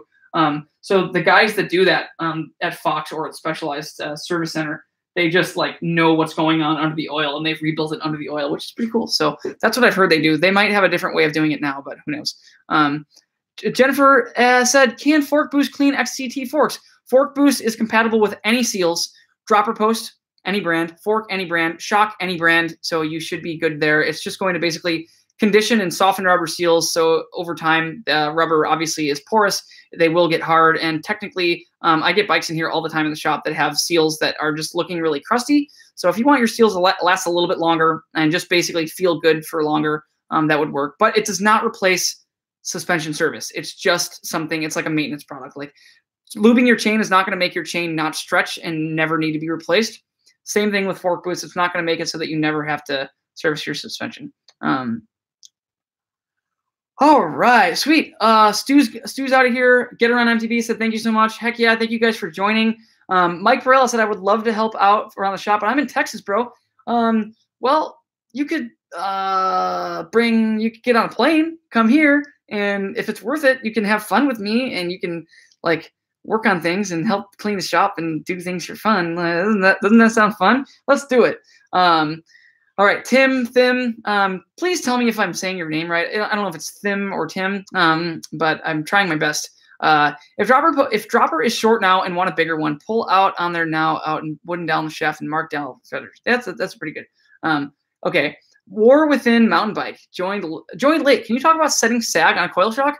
Setting sag on a coil shock is basically like how I set sag on my fork in my fork setup video, and basically you are just going to want to stand over the bike and then sit on it and kind of balance on something. Put like your bar. I always put my bar end on the end of the bench right here, and then reach down and move the sag ring up all the way to the top of the stanchion, and then get off of it without bouncing. So real slowly, just kind of lean over and get off the bike without bouncing to get off. That's going to check your sag. Then you're going to want to measure with a tape measure. Grab a tape measure. Let's say this is your exposed stanchion right here, my finger. You're going to measure it. So right now that is, let's say it's 3 inches of exposed stanchion. Then you're going to want to basically do, 3 times 0.7, and that's going to get, 3 times 0.3. That's going to get 30% of what your stroke is. And then you will measure, again, your sag ring, the distance from your sag ring to the top of your stroke. And then that's going to set your sag. So I always recommend aiming for 30%. Depends on manufacturers. I know some brands say either 25, some say 35.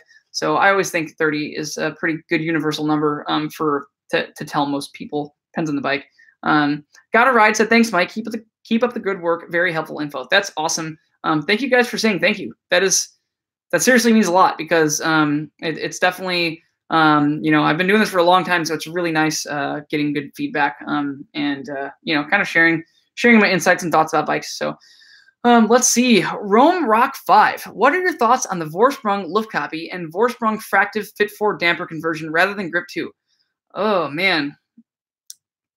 I don't know. I have not ridden the Luft copy. They're intriguing because they really know what they're doing there, but Fox also knows what they're doing with the Grip 2. I am sure that both of them feel very good.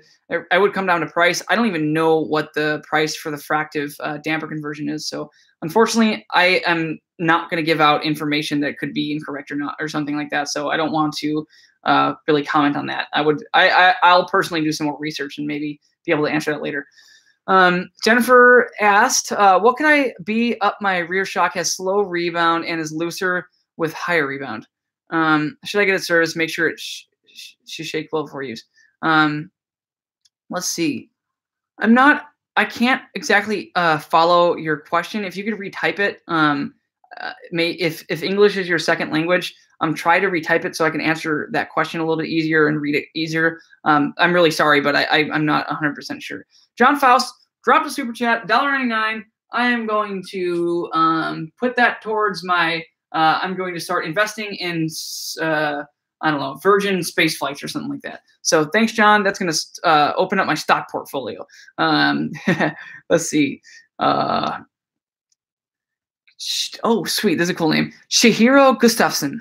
Hi, I had an issue recently with my SRAM Eagle group set where it would click in a certain gear. No matter what I did, check chain length, align derailleur, B-gap adjustment, change cables and housing, it would still click. Found that my upper jockey wheel pulley had play in it, which was causing this. Have ever seen this before? I work at a bike shop. Geez, I don't know. We put a ton of Eagle group sets on. I have not. I have seen one bike come with one derailleur have a loose pulley, and I don't know if that's because the customer hit something when they were riding, or if it just came like that out of the box. That would be an issue where if there is an issue with the derailleur, give SRAM a holler, say, yo, what's up, SRAM? I got a problem with my derailleur, brother. Then they were going to probably say, oh, hey, dude, we're going to send you a new derailleur. So another reason why I like SRAM, their warranty is excellent. Sitting Low said, "Hey Mike, I have a debate with a friend about going tubeless. Can you just add tire sealant like stands directly in the tube and achieve the same results without the mess when changing tires?" So here's a common misconception about going tubeless. A lot of people do think that going tubeless just means not having to change tubes when you get a flat. That is not true. The biggest benefit about going tubeless is when you is that you can run lower air pressure and it's lighter because you don't have to run a tube. So that is a debate that I would say is sort of kind of not really going anywhere, because that is the main thing to me is that it's a better feel because you have one less layer of rubber between you and the ground, and also because you have less weight. So you should be able to spin up faster, less rotating resistance, things like that. So that is my thought on that. Let's see. Okay, reading through comments. We're down to 57 people. It's been an hour and 15 minutes. I'm going to try to answer the rest of the questions here. We're running out, but basically when I get to the bottom of the questions, I'm gonna peace out for the night. So if you guys have any last minute questions, or if you just arrived late and you have a question that you'd like to answer me, or for me to answer, you can drop that super chat. It'll bring your comment right up at the top of the chat right up here. The super chat is right down here. So again, not begging for money, but if you do want me to make sure that I answer your question, that is a surefire way to do that. Let's see. Okay, Kill Switch 10. I got a 26-inch full suspension, transition press and FR. I might do some volunteering. I live an hour away. Oh, nice. Cool. That's cool. Yeah, those pressings were sweet. That is a heavy bike, but those were cool. Let's see. Jennifer, yeah, that's sweet. I am enjoying answering your questions. I'm very happy that I can answer. I also wanted to say there are 56 people watching right now. Okay, listen up. If you're watching this video, you got a question to answer, ask it over here. I will answer it, or I'll try my best to, especially if you do the super chat. But that's what I'm here for. I'm here to answer questions. We only got a couple people commenting, 54 people watching right now. I'm going to peace out, like I said, in about 10 to 15 minutes. I got to go hit the hay because I am getting tired. It's been a long day here in the shop. And I'm almost out of water. So I'm going to have to peace out when I run out of water, basically, because my throat is starting to hurt from talking so much. Story of my life. Let's see. Yeah, you can not really service an XCT. You can take it apart, but it's not really going to do anything. It might help a little bit. Okay, cool. Tim said H is silent in Tim. No worries. I'm sorry, man. I'm sure you get that all the time. My last name is Randall, and people always pronounce it Randall. So I know what it's like to have a name that's hard to pronounce. So let's see. Thank you. Love the channel. Thanks for answering the question. Sweet. It looks like everyone is basically kind of peacing out too, because it's getting kind of late. Someone asked, how do I like my Subaru WRX and how much did you pay? I paid $3,200 for it. Got it super cheap because it had some body damage. It's got 220,000 miles on it. Runs like a goddamn champ. But I probably put about $1,500 into it, just doing like new intake seals and stuff like that. Some other small parts here and there. But it's a really fun car for under $5,000. Let's see.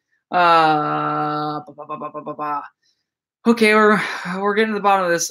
Also do a rally in it. Yeah, I'm basically going to do. I want to get into stage rally with my WRX. And basically, I want to.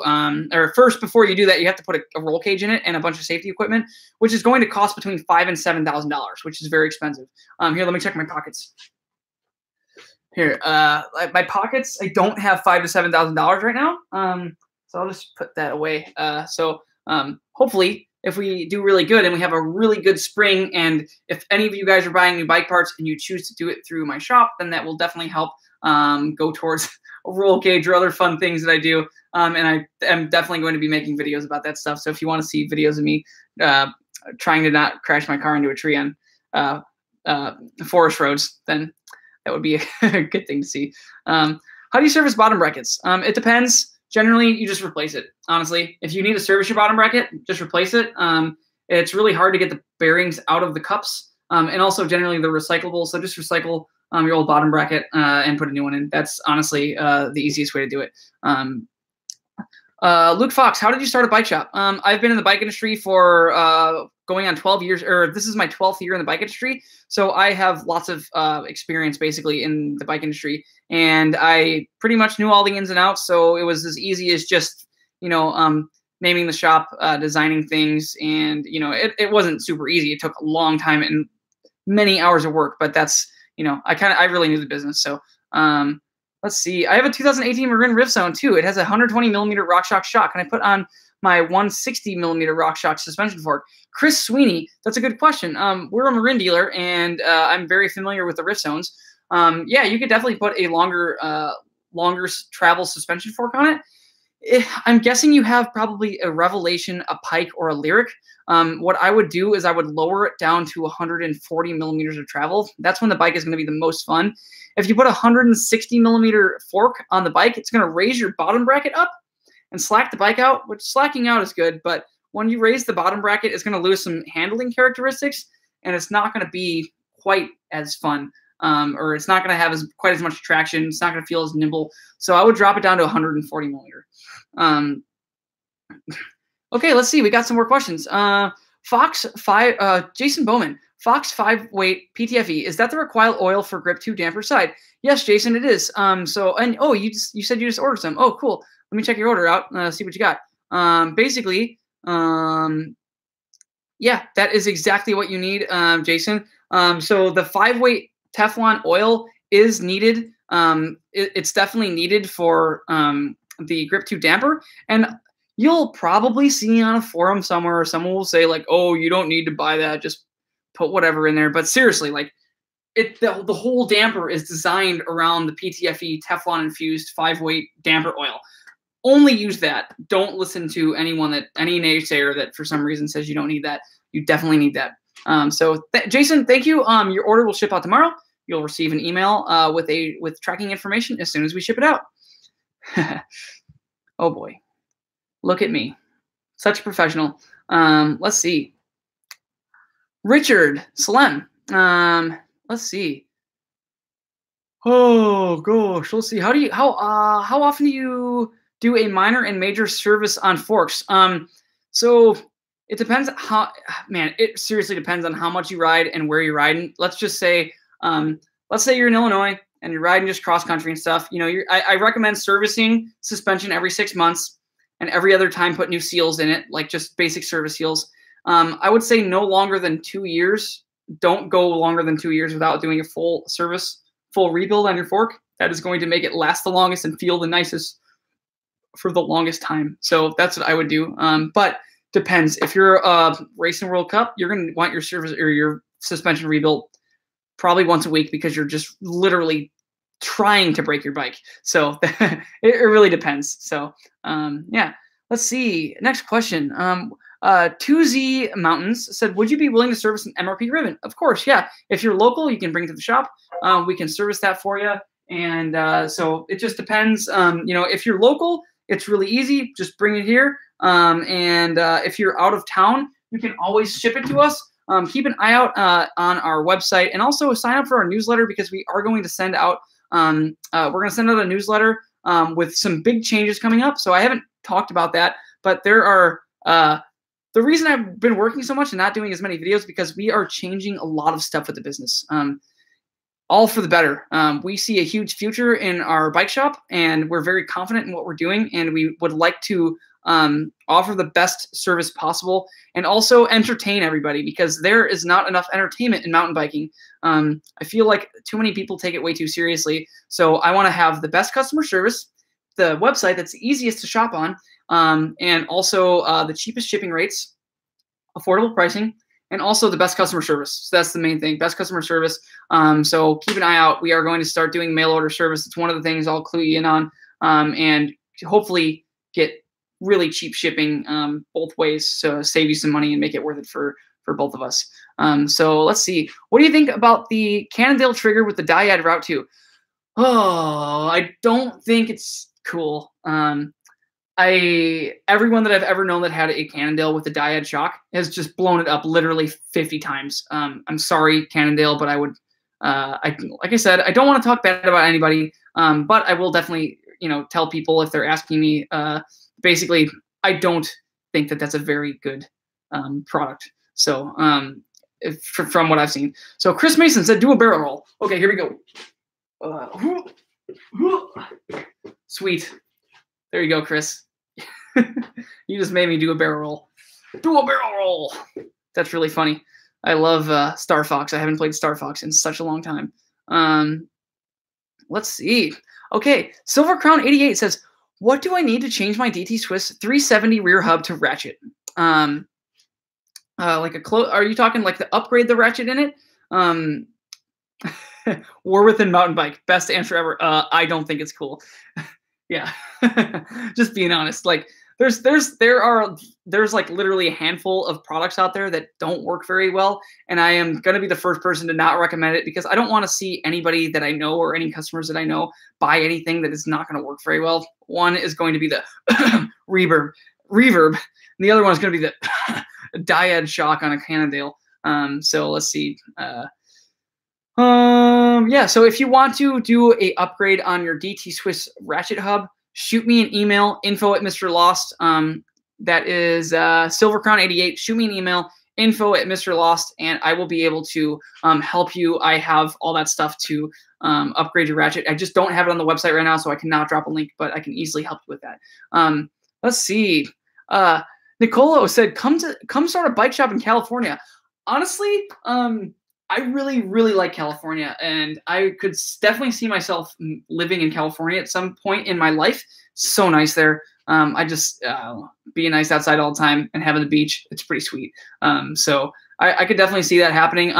At some point, we're probably going to consider opening a second location somewhere in the United States, whether it be East Coast or in California, to have better shipping times across the country. And I think it would just be cool to have multiple bike shops across the country. So yeah, hopefully I do that someday. So keep all of your fingers crossed for the next couple of years, except for when you're riding. Uncross your fingers so you can use your brakes. Let's see. So Richard Salem, my mechanic says you don't need fork lube. What's your take? It's seriously to each its own. Like I said in all my videos, it's a disclaimer. Everyone has different ways about going about things. WPL is a company that is super high tech in their things, in all the products that they make. They make super nice suspension oil for internal to use internally in your forks. They have a big background in what they design. I really believe that they don't sell BS.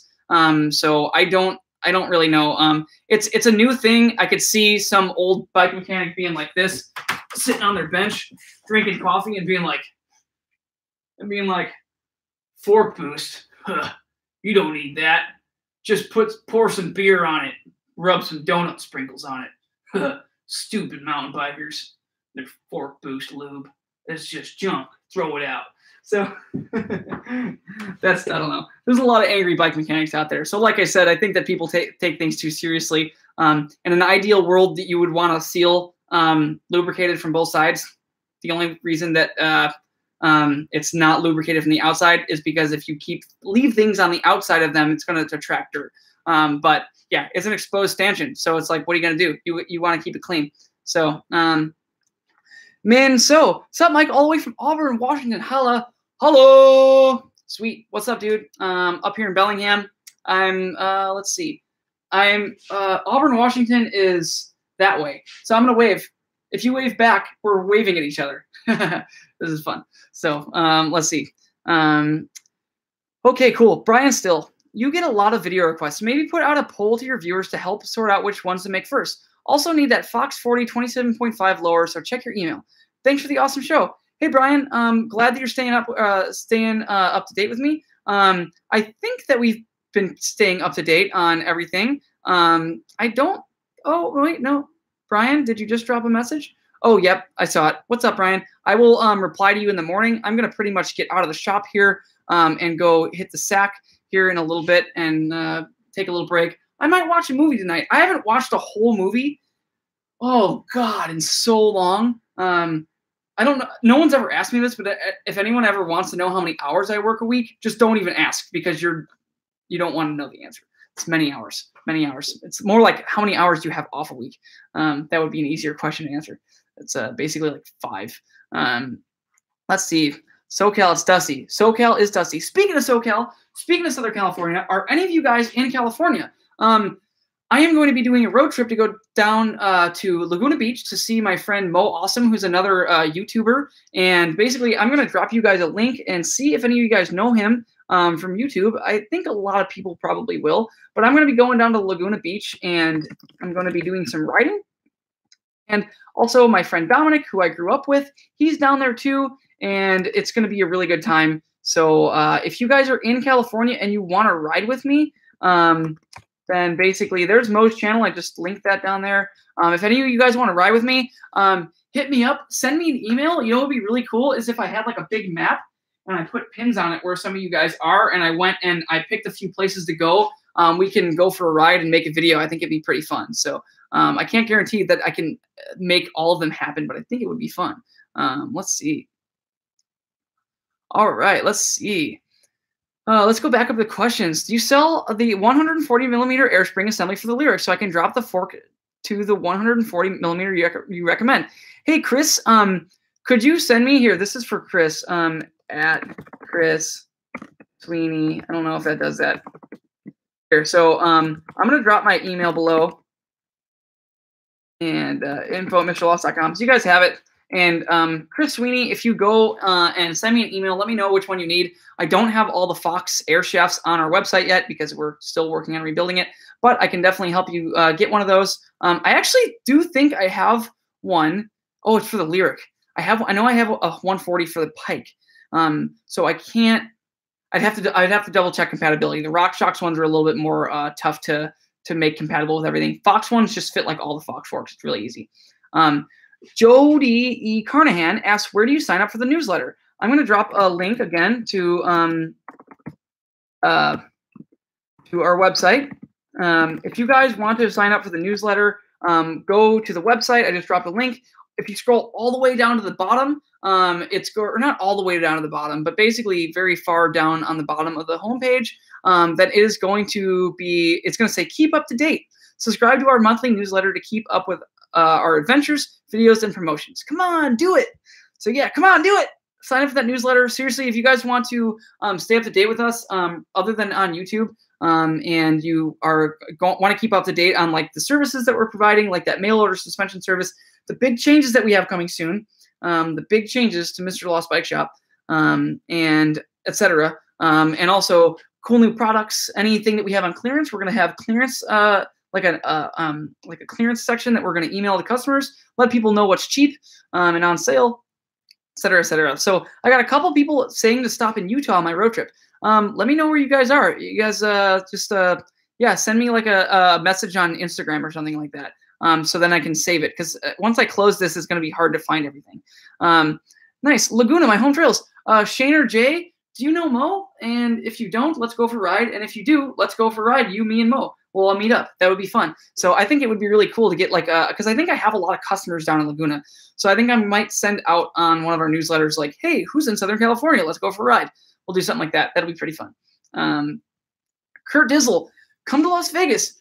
That is funny. I was just talking to Mo, and he said that he was riding in Vegas lately, and he said that the trails were awesome. So if Mo had fun on the trails, then I'm going to have fun on the trails too. So that would be really fun. That would be really fun. Let's see. Awesome, pretty. Been here since the stream started. Peace out, dude. It's been an hour and 33 minutes, guys. I am almost done. So any last minute questions, ask them now, and I will basically, get to them before I leave. So let's see. Aliso, in my backyard. Oh, sweet, dude. I have definitely done some rides there, and we're going to do some more rides there. So get around MTV. Follow me on Instagram. I put a lot of like the stories. So if you are ever watching me, I like look at my phone a lot to do this, to record myself. Not because I think I'm pretty or that I have the nicest hair in the world. Do I have the nicest hair in the world? Answer in the poll above. Okay, anyway, just kidding. Yeah, follow me on Instagram, and you will see if I'm in, or when I'm in California, I will be putting up a lot of Instagram stuff, and then I can ride with some people, and that'll be super fun. So let's see. Killswitch 10, will you do a group ride at Galworth eventually? Are you here local in Bellingham? That would be sweet. I really need to. I need to get out of the shop. So someone just also asked if I have any employees yet. So I have, let's just say that my previous business partner is back into the business full time. So it's not just me anymore. So it's me, my business partner, Callie, and we are going to do another live stream tomorrow because tomorrow is our 1-year anniversary of having our brick and mortar store. So we are actually going to do a live stream up in the front of the shop so that you guys can see the whole shop at once. And it's going to be me and Callie. We're going to talk about our plans for the future with the shop, talk about the big changes, and it's going to be sweet. Also, we got another employee. His name's Liam. He's been working since just before the new year. He's awesome. He's been working on the website, helping us do that. He's also a graphic designer. He's helping us with some logo stuff, helping us with the website. So lots going on. And then we have another person that's going to be coming into the shop, hopefully mid-February, who's going to be the main service manager, super experienced mechanic. That is going to be a whole nother video. You guys are going to be stoked to see that. It's going to just, man, this business is going, it's going above and beyond what I've ever hoped it would be. And it's so much fun now that I have some people in here to help me. So I'm not just, I'm still working a lot, but it's fun to work with a team. It's so much fun rather than just sitting here by myself. I get so much more work done when I'm having fun. And it's nice being able to give a job to mountain bikers. So that's kind of what the name of the game is. So let's see. All right. Have you seen Hot Rod? Oh my God. Winfos just asked if I've seen Hot Rod. Do I look like Andy Samberg? Because I get that all the time for some reason, that I look like Andy Samberg. So who knows? Let's see. Don't know Mo, but live 10 minutes away. Sweet, Richard. Yeah, we'll totally go for a ride. Like, you'll meet Mo, and he's a mountain bike coach down there, and he YouTubes a lot.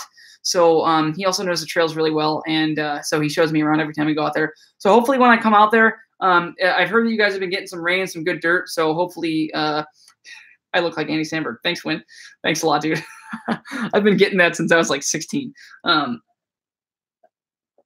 basically, yeah, we'll go for some rides down there in California. Hopefully the dirt is still good. Hopefully there's some tackiness on the dirt. So yeah, actually, let's see. I'm gonna actually do a little Instagram thing right now while we're on, and I'm gonna basically say, "What's up, Mo? I got a bunch of people that are in Laguna that want to go for a ride when I'm down there. So let's do this." Okay, and I'm in 3, 2, 1. Hey, Mo, awesome. I'm doing a live stream right now, and I got a whole bunch of people in the comments right now that say that they want to go for a ride when I'm basically down in Laguna Beach. So when I see you there, we are going to hit up some people and go for a big ride. Sweet. Hey, Mo, awesome. Super loud. Okay. Yeah, so I'm going to do that on Instagram. So let's see. Mo, awesome. Sweet. Okay, that is up on IG, so it's official. We'll go for a big ride down there. Making us all look amateur in hair. Dude, I don't know if you want this hair, man. You can't handle the hair. This stuff is so thick. Like, people always ask me if I'm ever going to go bald. I'm 28, and they're like, "Oh, man, you getting any gray hairs?" And I'm like, no, I'm not. In fact, I just keep sprouting hair from me. I don't know what's going on. I'm like a chia. Oh, man, that would be so cool. What if I made a chia with me as the head? That would be so funny. Would you guys, okay, another poll. Would you guys buy a chia pet if it was me and the hair grew out like my hair, but it was like the grass? That would be very interesting. That would be an interesting business choice on my half. Let's see. Yeah, good future chia video. That'd be really funny. Oh my God. So many. I'm such an entrepreneur. I just keep thinking of things to merchandise myself. Wow, look at me. You and Mo, hair men. Haha. Yeah, we do have a lot of hair. Kurt Dizzle said, let's do it. I can hook you up with a room, or you can park in front of my house. Yeah, dude, I'm going to have my van. I'm going to drop a van tour. You guys ever seen the van that I live in? It's pretty sweet. I built it myself, and I've been traveling, or I've been living in it full time for over a year now. I've been living in vans like on and off for about 3 years now. But my Sprinter van is super pimped out. I'm going to be doing, basically once we make some of these big changes that I'm talking about, I'm going to drop that video about my van tour, and it's going to be sweet because this is going to be like the video that kind of, I think, is going to blow up the channel. I put a lot of work into it, recording it, making it super professional, and also using all of my like video editing techniques and stuff, and everything that I've learned about video editing is going to go in this video. I'm also going to probably put a lot of money into like advertising it on Instagram. So it's going to be cool. So I'm really excited for that. So guys, keep an eye out. There's going to be, as you guys know, bike shops are a little slower in the winter. So, or most shops don't have like any business in the winter. We stay really busy with online and local customers because we can ride year round in Bellingham. But basically, I'm getting all of the projects, things that are considered a project, I'm getting done during the winter. And we are going to basically just drop a ton of videos once the spring comes. It's going to be video time come spring. Just wait. So, yeah. So let's see. A bit wet for Californians. Yeah, I've heard it's a little wet down there. Killswitch 10 said he's an hour south in Arlington. Yeah, I know where Arlington is. I've been there before. They have a sweet skate park there, a concrete skate park. I've heard it's called Narlington. But yeah, let me know if you ever want to come up. That would be fun. So let's see. Banter would be sick. Yep. Let's see. I'm almost there, just a little longer, JK, but I do have long hair. It's you just gotta keep growing it out. Let's see. Okay. Let's see. I'm gonna go in 5 minutes. I'm gonna go because I'm really thirsty and it's almost time for bed for me. So if you have any last minute questions, I'm cutting it off at 5. If you guys really like this video and you want to see me do more live streams, one of those little super chat things. Yeah, click, give me a buck. Make sure I can go out and keep buying nice water that doesn't have chlorine and fluoride in it. And I'll keep going. I'll keep doing these live videos, and I'll keep working towards getting these videos edited and everything. So someone just said, watch Hot Rod. I have not seen that movie in a couple years, but I do really like that movie. It's funny. Ram ProMaster or Mercedes Sprinter? Sprinter van, for sure. The T1 N Sprinter, which is 2003 to 2007. That's going to be the most affordable, the most reliable, the least amount of hiccups that can go wrong. I have the T1N. My van's got like 270,000 miles on it. Runs like a top. And yeah, they're just cheapest and easiest to get. So let's see. Getting there. All right. Oh yeah, Mo had a good video about you and my van. Yeah, I did have a video on Mo's channel. Yeah, totally. Yeah, so that one was really quick. We did it just before a ride, and it only took us like, it was basically unedited. It was only like 10 minutes long. No editing went into it, basically. So I am going to release mine. It's super in-depth. I'm going to have a short version, which is going to be like, show you guys around the van, more so like a tour. And then I'm going to have a long version, which is going to be like more in-depth, why I used products that I did, why I built things a certain way. Because I've built about 3 or 4 vans now. So I'm pretty familiar with exactly what I think that most people need in a van, and I know what I need in a van. So let's see. Oh my God, get around MTV. Sell beanies with your hair. That is so funny. I'm writing that down. That is so funny. Oh man, you get commission for that, dude. Get around MTV. If you see that I'm ever selling that, you send me an email right away and I will send you a free one. Sell beanies with my hair. That is the funniest thing I have seen this whole live chat. That is so funny. Oh my God. Nick Orr said, are carbon bars worth the money? I think they are. They feel really nice. They dampen a little bit of vibration. That's just what carbon does. And they're lighter. So is it a deal breaker? Would I not ride a bike if it doesn't have carbon bars? Heck no. But if given the money and you're building a custom bike, or you just want to do an upgrade, make it a little bit lighter, a little bit more stiff, but dampens some vibration, then a carbon bar is really nice. Yeah. Let's see. Peter Valerio, what is your dream car? My dream car? Oh man, you guys don't want to know. My dream car is a 1992, or no, probably a 1991 Eagle Talon with like a dog box transmission and a probably like a Force Performance red turbo. A 1992 Eagle Talon. That's my dream car. Yeah.